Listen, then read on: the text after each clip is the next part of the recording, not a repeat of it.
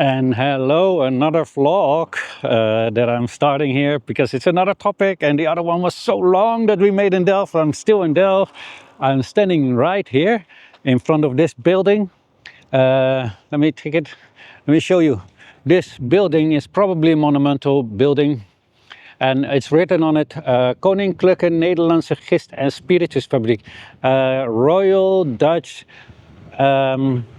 Yeast and Spiritus. I'm not sure how you say spiritus in English. It's that blue liquid that you use to fire, put things on fire, or use in or lamps or whatever.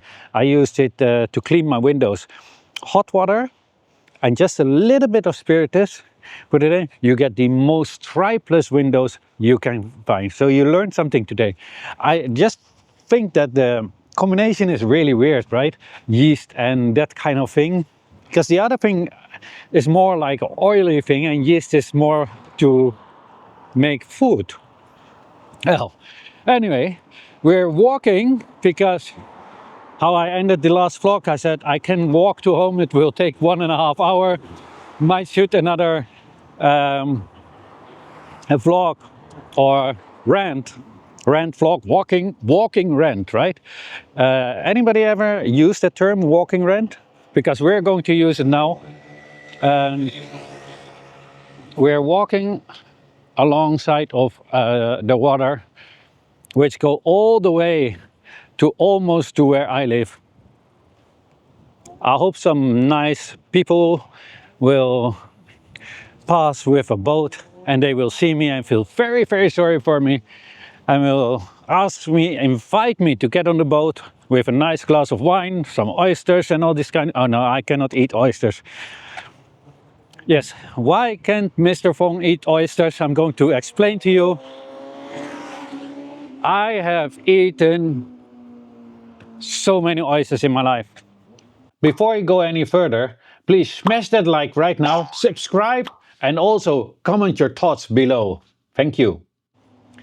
I'm going to tell you a story before we start on the real topic. When I was younger, every day I went for lunch and dinner outside with my group of brothers, and we loved oysters. We ate literally entire bales of oysters. The restaurant sometimes didn't have enough. They need to borrow from the other restaurant to supply us with oysters when they were fresh, right? We had oysters and drank so much that, you know, sometimes we just came in the restaurant like around 12 and 6, 7 o'clock we were still there and started our dinner. We're just eating oysters and drinking all the time. Yeah, well, those were great times. Yeah. Anyway, I just, you know, when the oyster comes. But why don't I eat them anymore? Not because I had enough and don't like them. I love the taste. It's almost starting to literally water in my mouth. Yeah, so for many, many years, I have not had a single oyster. And the reason why? It's because I changed my life into a Buddhist life. I changed into a Buddhist, and as Buddhists, we do not take others' life, and so the oyster is still alive, and that's why I don't eat an oyster. If I'm in Asia, I also hardly eat any seafood because most of the time they're still alive, right? Like the shrimp or the prawn, they're still alive. I don't eat it. It sounds sometimes a little bit hypocritical because, yeah, but you do eat the chicken and the rat, but it's not specially. They didn't take their lives specifically for me, right? So there's a degree to it. Still, it would be better, much better, I totally agree, not to eat meat at all. And there were a couple of years that I didn't eat meat at all. But yeah, some other things happened. Let me just stand on this. Oh, yeah, now it looks like almost like I'm on the water, right? I always need to do stupid things, and now it feels like it's sailing around. So this is the view. This is the Netherlands. In summer it's really nice to walk around these kind of places, but in winter it is a little bit less attractive and appealing. So in Buddhism we are not allowed to kill. Well, actually, you know, it depends on your own karma, right? But it's preferable that you don't kill, because you will just add bad karma to it. But I was a vegetarian for a while. I think a couple of years. And it started in a really weird way. It was not because I was a Buddhist that I said, okay, now I'm a Buddhist, that is why I don't eat. I think that is wrong. I think it should be because of a realization that you automatically, and that was with me. I had an instant realization. The weirdest thing that ever came over to me. You have to understand, normally, most of my life I almost only eat meat. No veggies. I hated veggies. I didn't want to eat veggies. Already from a small child, that's part of a small child, never left me. Nobody could give me any veggies. I leave it all the time. So I only ate meat and rice. And noodles, of course, but yeah, you understand me. I was sitting watching a documentary at home. Now, mind you, at that time I was day in, day out studying Buddhism. Day in, day out. I was studying only the subject karma like for half a year straight. That was the only thing what I did. I wake up, I study, and occasionally I was teaching my student Wing Chun. But I almost had like a monk life, but I was still eating meat because the realization didn't arrive yet. I knew it was bad, I knew all these things, but it didn't, you know, wasn't in my heart yet.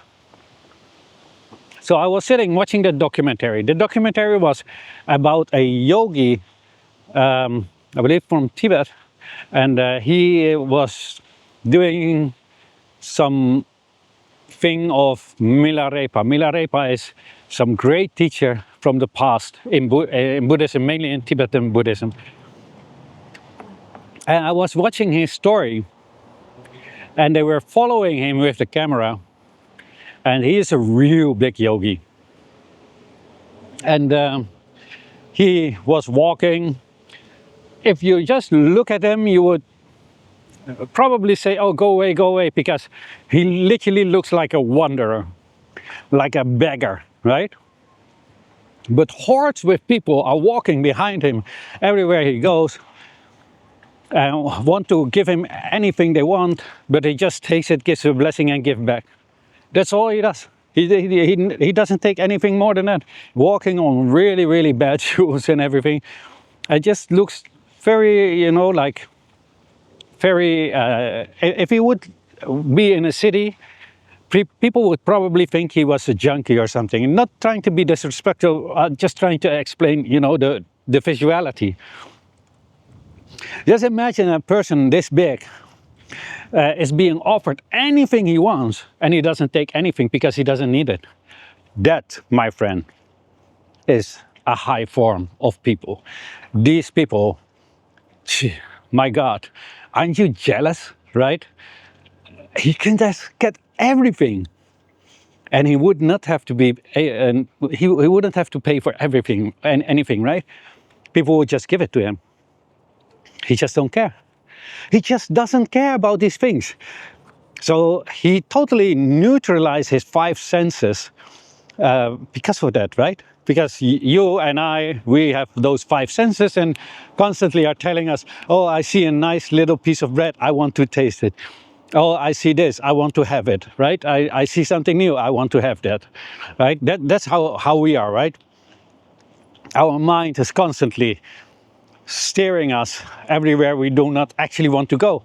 how many times we buy things and later we think, yeah, what was actually the use, or why did I buy it, right? But yeah, that's normal human behavior. In Buddhism, we try to get rid of that because we all know it's suffering.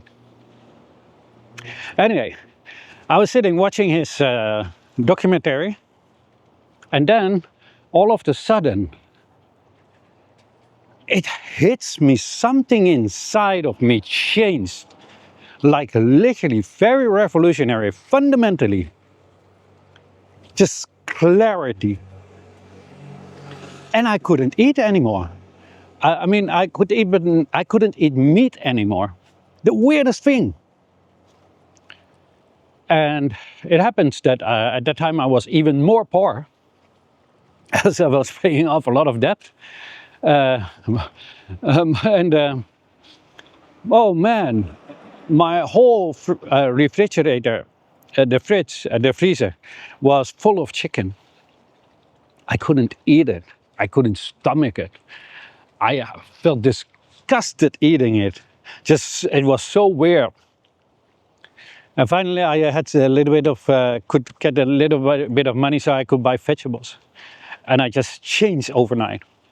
I never ever had anything in my bones that said that, oh yeah, it's great. Maybe I see some meat. Oh, maybe I should take, nothing like that. That was totally gone. So now you are thinking like, oh, Mr. Fong, you're lying. You just ate some ham. Yes, I did. Oh, there must be a Chinese person living here because I see some Chinese herbal medication in the window. Anyway, that's totally random. So what happened? So I bump into somebody, and yeah, we get a relation, and this girl started to every time ask me when we are having dinner with friends, why don't you try a piece of meat? Why don't you try a piece of meat? I said, I really don't want to. I really don't want to. So I tried it again just to please people, and later, you know, because I was too weak, I started to eat more and more and more meat again, and fish and everything. That's how I started to eat again and drink again. Because at that time I also didn't drink. I also went to the bars with my friends. They drink a lot. And I didn't drink anything. Not a single drop, no problem at all. After that I just go home. No alcohol, no other things that sometimes people use. No meat, no fish, no animals. Yeah, that was quite a story, right? But all that came back because it wasn't totally rooted in me. That is also the reason why monks often are going outside of the city, sit in a mountain for 3 years to integrate those kind of things, that they ground those kind of realizations so vastly in their body or in their mind that even when they come back, it will never ever leave them anymore. That's the reason why they're doing that. That is what makes them so great. Because we are living in a normal society, and too many distractions, right? It's very hard to root all these kind of things inside of you. Anyway, let's get to the topic that we would be discussing. Excuse me. Sorry. While we're walking down the water, I hope it's a beautiful sight, right? This is the river going all the way to Leiden, I believe. Yeah. And Leiden is past my city. It's nice. So it's almost like I'm taking you guys on a vacation in the Netherlands. So we're going to talk about that program, Follow the Money. That is doing a hit piece on China, if you ask me. It's my opinion. I'm allowed to express my opinion. I have to be very careful because they seem to be so happy in the Netherlands over freedom of speech, especially those kind of people. Well, I'm not saying them, but everybody knows the people from the political party, those two from GroenLinks, have sued me over freedom of speech. So I'm going to be a little bit more mindful how to phrase things, to be extra careful, because I already was careful. But I didn't do anything wrong, so they can sue me whatever they want. They're going to lose every single time. And I'm going to expose them every single time. Let's get into it. They started with a thing. Oh, China grew out to be a real big economic superpower. We thought they would change into a Western democracy, but they didn't. All right. So, what do they mean by that? It's a lot of times that you hear the West talking about that like to other countries, because this is what they always envisioned, right? They envision if they grant you a little bit to be part of the rest of the world without them blocking you, then you automatically, your people would change. They don't understand that people are not all alike, and people in the East are totally different than people from the West. They have different values, different norms. I'm not saying one is better than the other, but everybody can understand they are totally different, also divided by culture.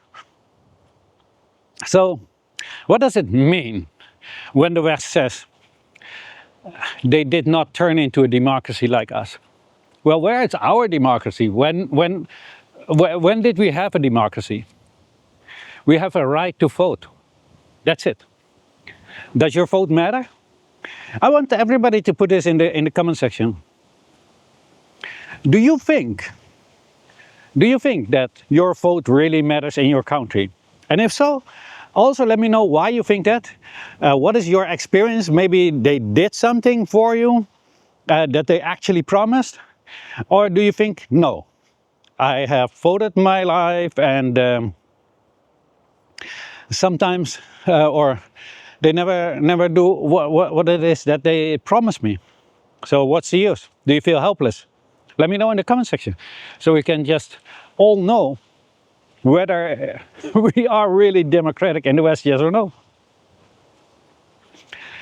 Why is it that the West wants to have this kind of what they call democracy in China? Well, the reason why is because it's so easy to control, right? You open up the market. So we have to rewind back all the way back to 1949, right? We need to understand first the situation of China back in 1949. That was as poor as it gets. Number 11 poorest country in the world. Almost cannot get more poor than that. Most countries surrounding it were more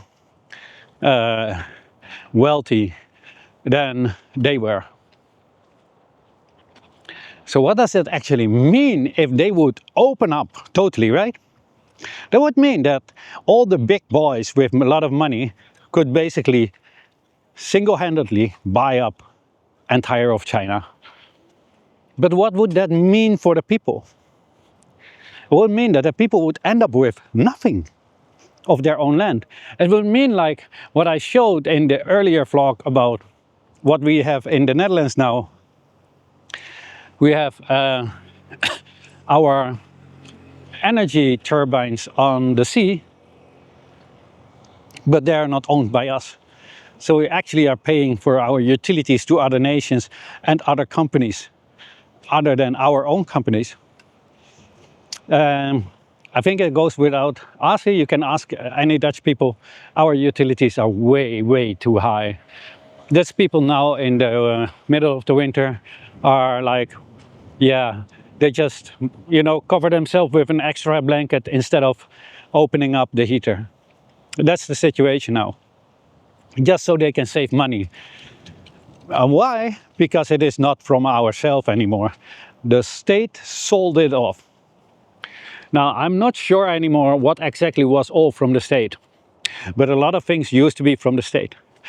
Because the Netherlands used to be more on the socialist side than on the capitalist side. And therefore, a lot of people, sorry, excuse me, from my age, always say the 80s were better than, 80s, begin 90s were the best in the Netherlands, right? I think for the generation before me, like my father and my mother, would have been like 60, 70, or 60 all the way up to beginning 90s. Those were formidable years. But after that, everything started crumbling. Why did it start to crumble? Well, do we want to go into this forest or? Let's see. Let's see if we can walk through this forest. I think we can do that, yeah. So, why did that happen? Well, because in the 80s we transformed full capitalist and everything was privatized. Before that we had state companies. That is why insurance, health insurance was including in your taxes, right? You could go to the doctor, you could go to the dentist, and I think this is going to be in a totally different way. Are we going to take the chance or not? Well, we'll see to the end of the road. If it's going that way, then we can. Going that way, then it cannot. I might that way also, but I'm not sure. Anyway, they sold off all these state companies. Now, a lot of people think that state companies belong to the state. That's not true. State companies belong to the people. Those are the people's companies. The state is holding it, so the people will always have their hands on it, right? And they cannot give you shares because you will sell it. And then you are back to square zero, having nothing. And that's basically why you have state-owned companies. So your utilities will be really, really cheap. Your healthcare will be cheap. And I think we cannot walk over there. But I have something to show you. A nice horse. Here are some horses. I'm really, really not sure if I can walk over there. It looks a little bit like that, but it also looks like I can. But I'm deviating a lot from the other road. But just give it a try. So, they sold us out.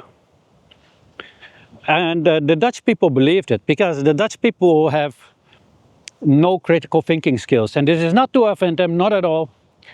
But it's not being taught in school. In school we are being taught to accept things, not to analyze things. That's a bad thing, right? It's our government's mistake and of our schooling system. But I think it's a mistake by design. And because of that, if I reflect back, but at that time I was really, really young, right? It was in the 80s and 90s that they started to change these kind of things from the healthcare system. Earlier we could go to the doctor, no charge, medication, dentist, eye, whatever. Everything was included. Because you're paying tax, it's already done deal. Then they started to add a little bit. First they started, I believe, the owner of companies need to pay for the workers a little bit, just a small amount. And then later the worker needed to pay a little bit. And then the worker needed to pay a little bit more. And then the worker needed to pay more and more. And then the people of the companies all of a sudden started to pay less and less. And the workers had to pay more and more and more. And now we're at a situation that people like me, I'm paying like 150 or 160, something like that, but somewhere between that area, euros a month on health insurance, right?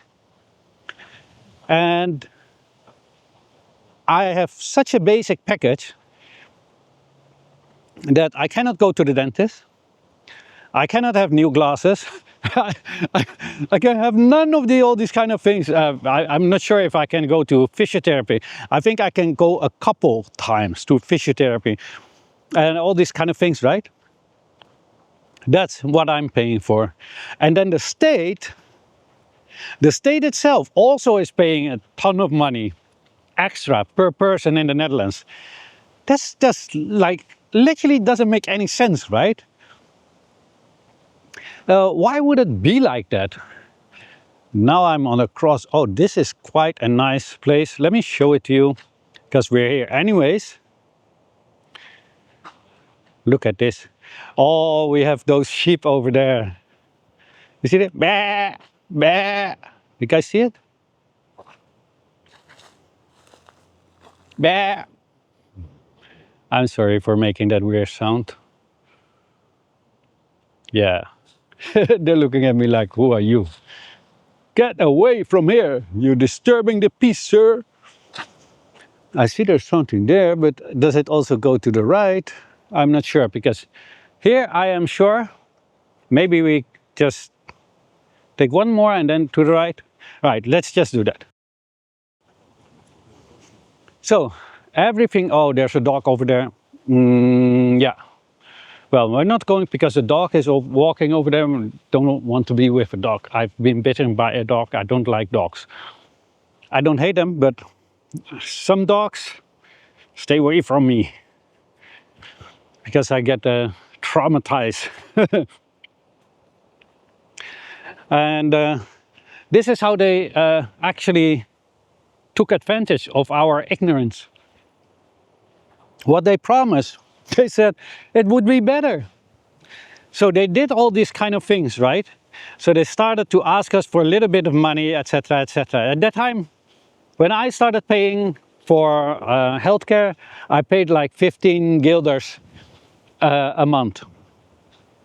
15 guilders a month is equivalent to like times 2.2 a euro is 2.2 guilders. Well, figure it out. So it's almost more than half extra, right? Am I saying it correctly? Anyway, it doesn't matter. 7 euros probably, something like that. Yeah. Yeah, I'm not a mad genius like my dad. I'm just very simple-minded when it comes to that.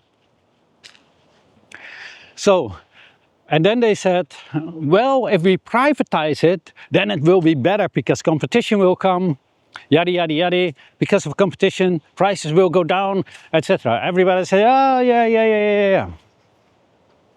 But what happens in a capitalist nation?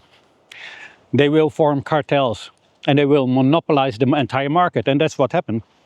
And that is why we're in a situation now that people cannot go to the doctor or to the dentist. Because if I take medicines, the medicines that they've prescribed for me for my ADHD, I have to pay all myself. And pay another 150, 160 euros a month for health insurance. Just insane, isn't it? And that's chronic, right? ADHD is not something you take a couple of pills and then it will be over. Excuse me. And that's the situation that we're in now. And that is what they call democracy, where the richer are getting richer and the poor are getting more poor, where the poor have nothing to say, but the richest do have a lot to say. And that is why they want to have that situation in China. Because why? This situation would happen in China if they would allow it at that time, right? I think now there's almost no chance because China is economically so strong, but still also a little bit fertile or fragile, I should say, not fertile, fragile. So it's still never a good idea to privatize everything. You should never do that. You should stay on the socialist road, have private companies to you know, protect the people. To protect the people, that's what it's about, right? A government should protect the people. It should not protect only businesses. If it is only for the businesses, then you are in a state of fascism. And that's what we are. That's where we are now, in a fascist state. Authoritarian fascists. That's what I told the police when they asked me, what do you think of the Dutch political system? I said, well, authoritarian fascist. He was looking at me like, what? I said, I can explain it to you. Anyway, so they wanted that China would open its entire market. But I don't understand why they thought that China would do that. Because the whole reason of the revolution of that the Communist Party of China started with the people was against that. Because before it was already like that in China, and I already explained in another video, I did forget which one, how that turned out to be for the Chinese people. Not really good. For example, they monopolized they brought the telegraph, because there was no telegraph in China at that time, and they monopolized the entire market. So the telegraph was from Western people. I don't know anymore. I think it was also German. I'm not sure if they were sharing it with other nations, but anyway, that doesn't really matter. The thing is, it wasn't from Chinese people. And the thing is, they, by doing that, literally destroyed an entire part of the economy of China back then. Because how did they sending messages from back and forth? That was through runners. Literally, they were running from town to town, from city to city, running. They take your thing, whatever it is that you need to be sending, and they just run. And that's how they made money. Then, when the telegraph came, they were all out of a job. Instantly wiped out. And now you understand, if you have read the Boxers, about the Boxers Rebellion, that when they started their rebellion, they started with cutting off the telegraph poles. So then now it's really clear, right? Because obviously they were fighting for the people. They were fighting against the oppression. And it started in near Qingdao, in that area where the Germans had colonized a part of China. Because they were so ruthless that the Chinese peasants stood up with a handful of Kung Fu fighters training other fighters. And this is how they rose up and fought against Western armies, fully equipped, fully trained, with their bare hands, swords, spears and shovels. This is how much they were fed up with what was going on. So yeah, if they want to talk about democracy, how about the democracy of those people? Certainly they didn't want their life to be like that, but that was what the West brought. And if you understand that history, then you also understand that China will never ever allow that to happen again. The whole point of the revolution was to get rid of that, right? To give the land back to the people.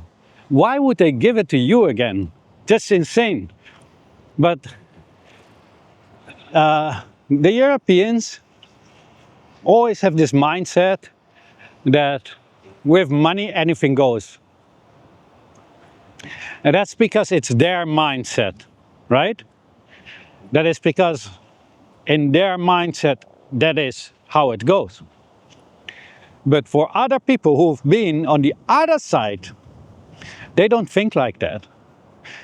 You cannot tell a person who has been exploited to go and exploit others in that kind of way and help you to exploit. Some will do it, most will not. Because they understand the harm that you are doing to people. Why? Because they not only know it by theory, they have experienced it. They have true knowledge. And that is why they will never ever and get that kind of what the West called democracy. Because they know the moment they do it, the West will start to influence all the elections and get their ready-made puppet into government. And that one will sell out. That's what they are hoping for. And that is all that they are actually, what they actually want. They don't care about the Chinese people. Just honestly, they don't even care about their own people, let alone about the Chinese people. It's a ridiculous mindset to think that they want Chinese people to live in freedom. Yeah, if you don't believe me, go and look up the Boxers Protocol. This is how much they care about Chinese people. They don't care about the Chinese people. We are not even seen as human, right? We have a 5,000 years of history, but have been called barbarians by a bunch of drug dealers from the UK who came with their gunboats to force opium upon the Chinese people. And because of the Chinese people, my ancestors were defending themselves, we were called barbarians. Not them, who are serving drug dealers, but us, who are in our own country, minding our own business, or well, at least my ancestors, in their own country, minding their own business, not harming anybody. Yeah, those are the ones that are barbarians, not the ones that going thousands of miles across the ocean with their gunboats to force China to accept their opium, to poison the population of China, so they can ransack the place, steal everything, and take control by force. So yeah, for all those people that still believe in these kind of things, and you're talking to Chinese people, this is what is going through the minds of the Chinese people.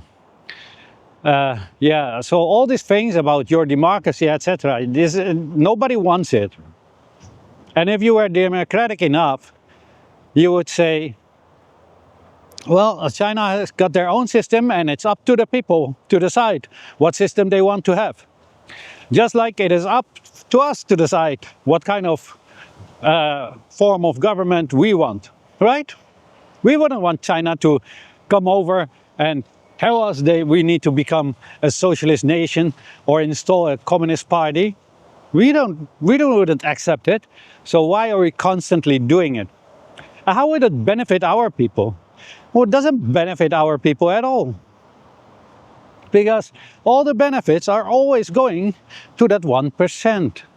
Because we live in a capitalist nation. And the difference between capitalism and socialism is quite easy to give it in one sentence. Actually, it's quite complex, but to make it understandable for a lot of people. In socialism, it's a political, it's an economic theory with an economy that serves the people. Capitalism is the economic theory with a economy that only serves that what we call the 1%. And that is why it is also so weird of the person in the comment finds it so weird. And I agreed with in the other walking rant, as we call it now, right? That he said, or she said, I think it's a he, I'm not sure anymore. Anyway, the person said he finds it weird that many people in the United States hate socialism, but those are often the people that need it the most. Yeah, and I made a video how that came about. It's because of brainwashing through repetition, etc. Right? It's almost like they are that the dog of the Pavlov system. Now I'm not comparing them to dogs, but if you don't understand what the Pavlov system is, it's about brainwashing. And I believe the doctor his name was Pavlov. That is why they call it Pavlov, or the psychiatrist, psychologist, or I don't know what it was. So you give the dog, you ring a bell, and then you give the dog some food every time. certain time you ring the bell and you get food. You ring the bell, you get food. Now after a while, I don't know how long, you just ring the bell and the dog starts drooling. That's a Pavlov system. This is exactly what they've done with socialism and communism, these words. That is why many Americans have been trained to hate it so much for generations. And that is why how it comes, right? They don't even know what it is. Ask them to explain. Because often I ask them, so what is it exactly of socialism that you don't like? And please use socialist literature to explain yourself to me.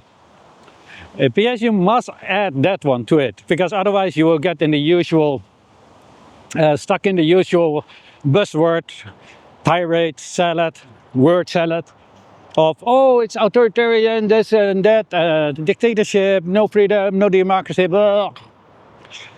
So you always need to be very smart. So this is my tool that I'm going to give to you that I use so often. Explain to me what you don't like about socialism using socialist terminology and literature to, make your point. Sadly, most of the time they don't answer anymore and they just shut up. I hope some people will be like me, because I like to prove myself right. So if somebody is asking me that kind of question, I would dig in the books and I will come up with the answer for you. But the reason why I say it is because I want them to go dig in the books.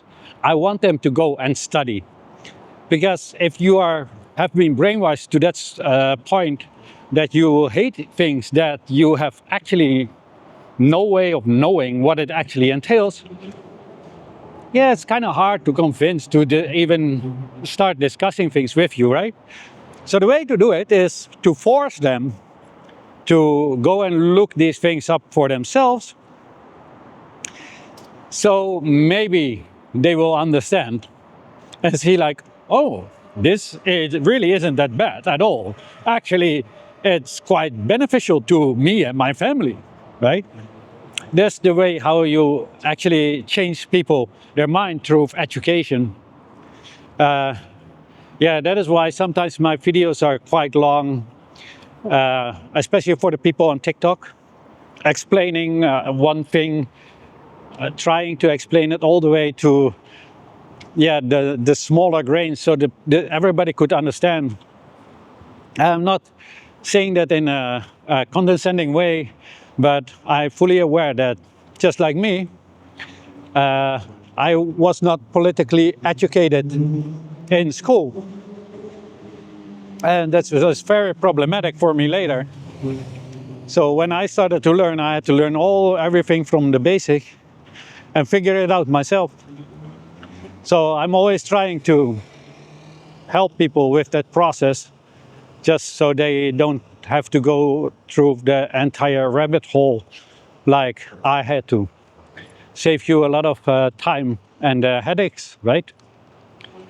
Yeah, I think I actually made a lot of progress walking with you guys.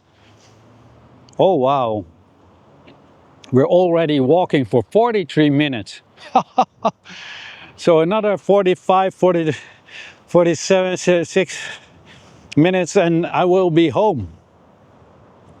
My battery is at 20 minutes, 20%. See, I've been walking so much that my head spins. And this is the new view, almost in The Hague. We almost walked to The Hague. And here, there's the bridge that we came under from. It is still the same river, I think, or we call it Vliet. I'm not sure how to say that in English. Oh, yeah. I'm getting a little bit tired. Not my legs, but my breath. I should start training again, especially now. A lot of people have been asking me to start teaching again. But, oh man, I'm so out of shape. You have no idea. You have no idea. It's almost like I have been eating hamburgers all my life. This is out of shape. Anyway, let me know what you think of this in the comment section. But please keep it respectful. I think that was the first part. I'm just thinking about, did I miss something? I probably did, because I go from one thing to the other, right? Almost like Trump. Trump is calling it the weave. I just made a weave, a beautiful weave. It just means, you know, just rambling, whatever. He's very good at those kind of things. But yeah, when he does it, it doesn't really make any sense. He's just rambling. And it sounds really, really good. And that is why, if you open any company, you should hire him as a salesman. Honestly, he's a really great salesman. Whatever you think about how he is, or whatever it is that we see how he is, regardless, he's a good salesman. He sold the Americans a dream that initially never was there, and also would never be given or granted. And then in his first term, he already showed that. His second term still did, and there's still people supporting him. It's just unbelievable. He's a great salesman.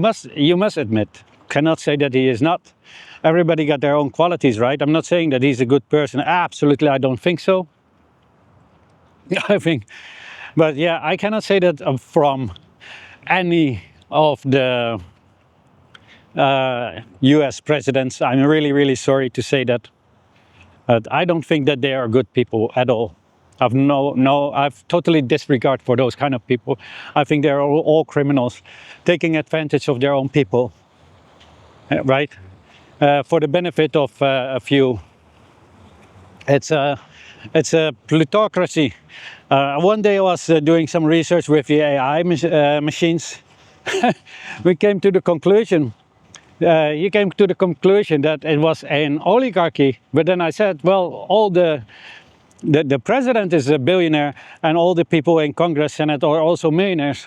Should be a plutocracy. He said, yeah, it could be a plutocracy, but maybe we should change the name into I don't know what kind of word he made out of it. Oh wow, this is a well, it was a mixture between plutocracy and oligarchy. Plutocracy, something like that it was. Look at this bird. This bird is special from The Hague. It's on the seal of The Hague, I believe. Let me see if, oh no. Let me put it like here. Do you see it on top of there? That bird. That's called, in Dutch, we call it a reiger. I don't want to disturb it. Oh no, and it flies away. Oh, did it see a fish? Well, it's an amazing bird. It got very, very long legs. Look at it. Wow. Well, you saw that also, and this is too close. Anyway, I just will continue rambling until the battery is totally gone. I think I will stop at 5%, so it can save it all. And then I will maybe take the tram over there. No, I'm not going to take the tram. I'm going to walk, just finish it, to save some money, because taking trams and trains in the Netherlands is so extremely expensive. And this month I already had to go to Amsterdam and to Rotterdam to join certain events.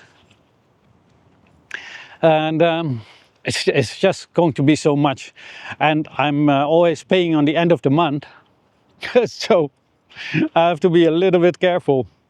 Yeah, that was actually, that is also a good idea why I am walking. And it's also nice for you guys to see some view. I'm not sure if still people are watching.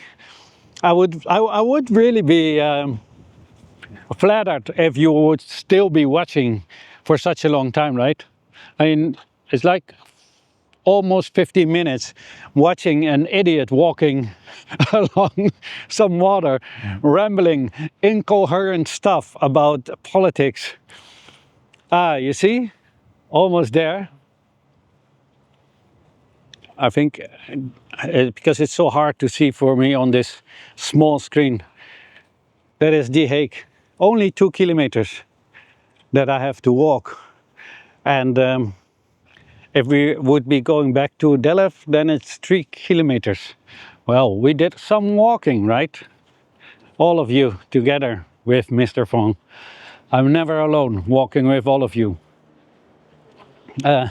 I think a lot of you will be either watching this in pieces. I almost cannot imagine if you would be watching this and as a whole. But yeah, that would be really, really, really, really great. Then I also would know that there's people that really, really enjoy this kind of content. And yes, for some persons did ask me to go to the Peace Palace, or that is where the ICJ is, International Criminal Court of Justice, ICC, right? ICC, yeah. And to make a video there, if my legs will allow it, and if I have the time tomorrow to go over there. I'm not really sure because I have a lot of editing to do. I might go. Otherwise, I do it on another day. I cannot promise, but I will do it very, very soon. That is something I guarantee, because it's also a very nice place, and now it is summer, so you can do these walking rants, right? You can see something. So when I'm on the bike, I can go either that way or that way. Let me just go this way, like I am on the bike. And oh yeah, you have not seen the bridge. This is a bridge. It's a pretty new bridge. Anyway, now we are getting into, I think this must be Rijswijk. That is between Delft and The Hague, my city, in very small also. I'm not sure if it is a village or a city. Actually, I don't know. I really don't know much about the Netherlands. Sometimes when I walk in these kind of walking rants, then I just know how little actually I know about the Netherlands itself, about its history. They don't teach us in school. They really don't. It's just weird, right? Most of the Dutch people don't know much about their own country. These are the kind of housing. Here it is quite okay, right? Oh, that's a nice house. Yeah, on the corner. Maybe I should open a donate link. People keep asking me, so I can maybe one day buy a decent house like that instead of living in my small place. Yeah. So, actually I'm out of words. I've been talking all day in Delft. I hope you go and see that vlog. It's quite long. Maybe I should cut it also in pieces. I think I will also cut it in pieces, but also have the whole thing so people can just watch it in its entirety, because then everything makes sense. But I went into the church and went all the way up into the tower, but only until the first level, because I'm a little bit scared of height, and it is the towers are so tall. It's like 75 meters. And it is to go up there in the stairs is so small, right? It feels like you're really, really trapped. And then there's so many people are going in there because, yeah, it's beautiful weather, a lot of tourists, people getting down, going up. So when you're going up, the people need to go down. It's really, really, you have no place to, everybody is scared. Yeah, it was quite an adventure. Now, most of you are not scared of height, but I am. So I just look at the wall go up. But my first attempt, I came in the room, and I thought, I'm done, I'm not going up anymore. All right, it's now telling me to hurry up because the battery. So I went up, and then later I went back and asked if I could just, for please, please, please, one more time, because the ticket actually is only for one time.